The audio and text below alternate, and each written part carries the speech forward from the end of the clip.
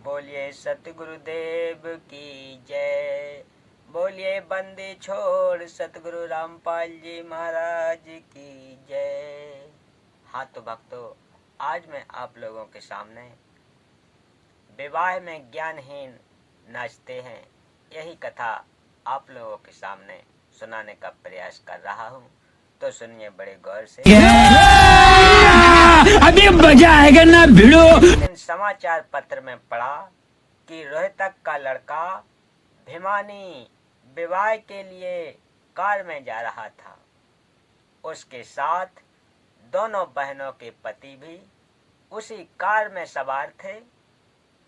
पहले दिन सब परिवार वाले, बहनें, माता पिता, भाई बटेऊ, ताते ताऊ डीजे बजाकर नाच रहे थे। उधमस उतार रखा था। कलानौर के पास दूल्हे वाली गाड़ी बड़े ट्राले से टकराई।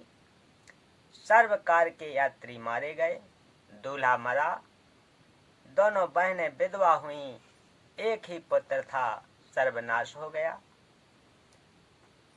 अब नाच लो डीजे बजाकर परमात्मा की भक्ति करने से ऐसे संकट टल जाते हैं। इसलिए मेरे अनुयायियों को सख्त आदेश है कि परमात्मा से डरकर कार्य करो, सामान्य विधि से विवाह करो। इस गंदे लोक काल के लोक में एक पल का विश्वास नहीं है कि कब बिजली गिर जाए। एक गांव का व्यक्ति पहली बार श्री नानक देव जी के पास गया। उसने देखा कि संत जी मायूस अवस्था में एकांत में बैठे थे, स्मरण कर रहे थे। उस आदमी ने सतनाम वाहे गुरु बोला। श्री नानक देव जी ने उत्तर दिया, भोजन करवाया, ज्ञान विचार सुनाए। वह व्यक्ति चला गया। एक दिन फिर वही व्यक्ति आया और बोला, महाराज जी आप कभी खुशी दिखाई नहीं देते, क्या कारण है?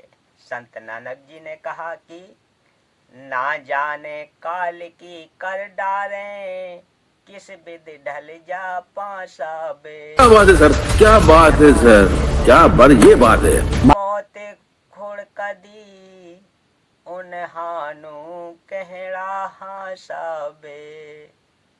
संत नानक जी ने कहा कि हे भाई, इस मृत्यु लोक में सब नाशवान है, पता नहीं किसकी जाने की बारी कब आ जाए। इसलिए जिनके सिर पर मौत गरज रही हो, उस व्यक्ति को नाचना गाना, हंसी मजाक कैसे अच्छा लगेगा। मूर्ख या नशे वाला व्यक्ति इस गंदे लोक में खुशी मनाता है।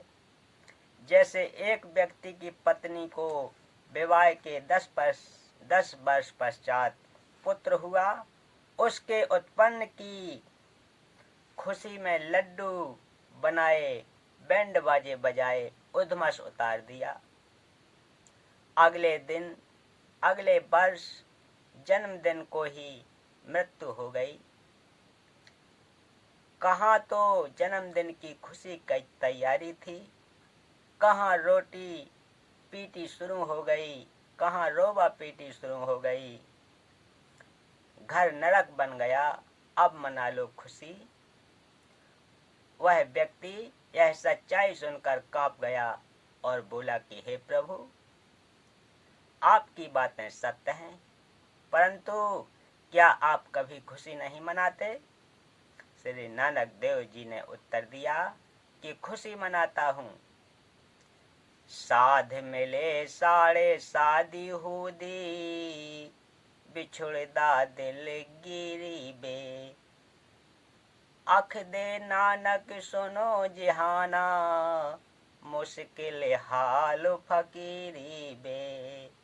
जब मेरे शिष्य सत्संग सुनने आते हैं तो साध संगत को देखकर मेरे को खुशी होती है कि सब भक्ति पर लगे हैं, कोई विचलित नहीं हुआ। जब भ्रमित जब ये सत्संग के पश्चात जाते हैं तो मायूसी छा जाती है कि कहीं कोई सिर फिरा इनको भ्रमित करके परमात्मा से दूर न कर दे। श्री नानक जी ने कहा कि ज्ञानहीन संतों ने फकीरी यानी भक्ति को कठिन बना दिया है। वे पूर्ण मोक्ष मार्ग जानते नहीं, भ्रमित करने को गुरु बने हैं, जो मीठी मीठी बातें बनाकर मेरे भक्तों को काल के जाल में ले जाते हैं। इसलिए जब तक वे पुनः सत्संग में सब नहीं आते तो मुझे चिंता बनी रहती है। सब आ जाते हैं तो खुशी होती है, परंतु हम नाचते गाते नहीं, दिल में महसूस करते हैं। मौत को कभी नहीं भूलते।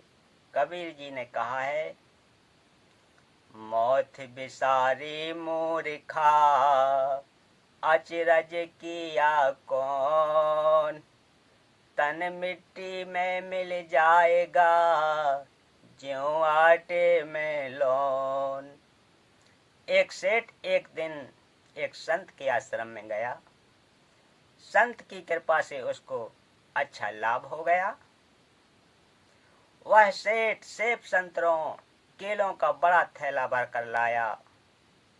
संत जी ने एक टोकरे में डाल दिए जिसमें फल प्रसाद रखते थे। सेठ 2 दिन बाद गया तो टोकरी फलों से भरा था। कुछ प्रसाद संत ने भक्तों को बांट दिया, कुछ भक्त फल प्रसाद लाए, वह टोकरे में डाल दिया। सेठ ने संत से कहा कि महाराज, आप फल क्यों नहीं खाते? संत जी बोले, मेरे को मौत दिखाई देती है, इसलिए खाया नहीं जाता। सेठ ने पूछा, महाराज कब जा रहे हो संसार से? संत जी बोले, आज से 40 वर्ष पश्चात मेरी मृत्यु होगी। सेठ बोले, हे महाराज, यूं तो सबने मरना है, फिर क्यों डरना? यह भी कोई बात हुई?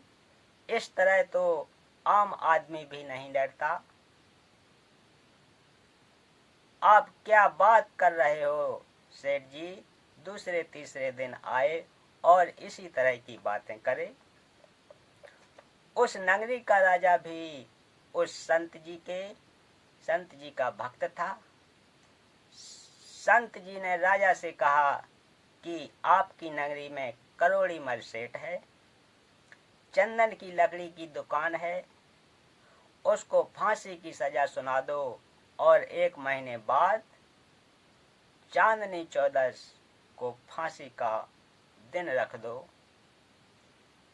जेल में सेठ की कोठरी कक्ष में फलों की टोकरी भरी रहे और दूध का लोटा 1 सेर किलोग्राम का भरा रहे। खाने को खीर, हलवा, पूड़ी या सब्जी देना।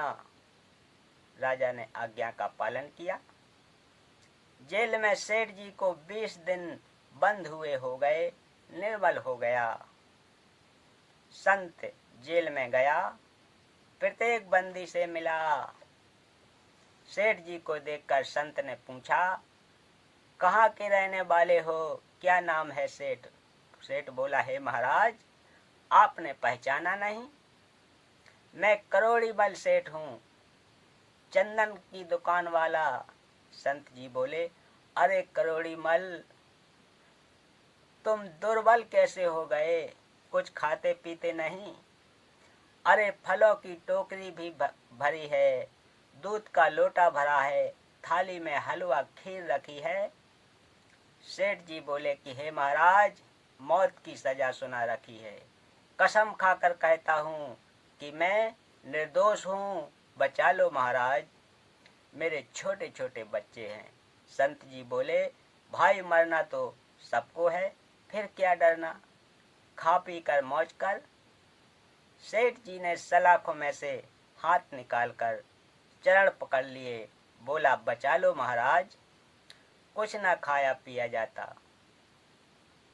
चांदनी 14 दिखे से संत ने कहा, सेठ करोड़ीमल, जैसे आज तेरे को चांदनी 14 को मृत्यु निश्चित दिखाई दे रही है, इसी प्रकार साधु संतों को अपनी चांदनी 14 दिखाई देती है, चाहे 40 वर्ष बाद हो। आप आध्यात्मिक ज्ञानहीन प्राणी मस्ती मारते हो और अचानक मौत ले जाती है, कुछ नहीं कर पाते। ऐसे ही मुझ अपनी मृत्यु का दिन दिखाई देता है, जो 40 वर्ष बाद आना है। इस कारण से खाना पीना ठीक ठाक ही लिया जाता है। मस्ती मन में कभी नहीं आती, परमात्मा की याद बनी रहती है। आपकी ज्ञान की आंखों पर अज्ञान की पट्टी बंधी है, जो सत्संग में खोली जाती है, जिससे जीने की राह मिल जाती है, मोक्ष प्राप्त होता है। संत ने राजा से कहकर सेठ को बरी करवा दिया। सेठ ने नाम लेकर अपना कल्याण करवाया। बोलो सतगुरुदेव की जय। तो बंधुओं, आज की कथा का समापन यहीं करते हैं। मिलते हैं अगली कथा में। तब तक के लिए आप सभी को सत साहिब।